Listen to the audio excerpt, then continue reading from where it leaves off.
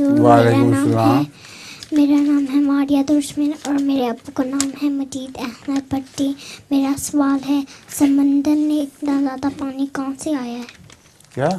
ان کا سوال ہے کہ سمندر میں اتنا زیادہ پانی کہاں سے آیا ہے؟ اللہ تعالیٰ نے ایسا انتظام کیا تھا کہ بارشیں جب ہوئی نا شروع میں بہت کثرت سے، تو نیچے کی طرف پانی جمع ہونا شروع ہو گیا اور اوپر زمین خشک رہ گئی۔ 1/4 زمین کا ٹکڑا ہے اور 3/4 پانی ہے، تو وہ سارا سمندر ہی سمندر ہے۔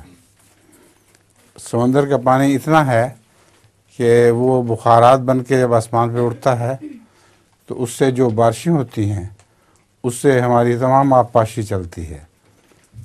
تو ایسا اعلیٰ انتظام ہے، جتنے پانی کی ضرورت تھی اللہ تعالیٰ نے اتنا ہی پانی اکٹھا کروا دیا۔ اور سمندر کا پانی تو کھاری ہوتا ہے، اور جب وہ اترتا ہے آسمان سے تو بالکل صاف شفاف ہو کے میٹھا پانی بن کے اترتا ہے۔ ٹھیک ہے؟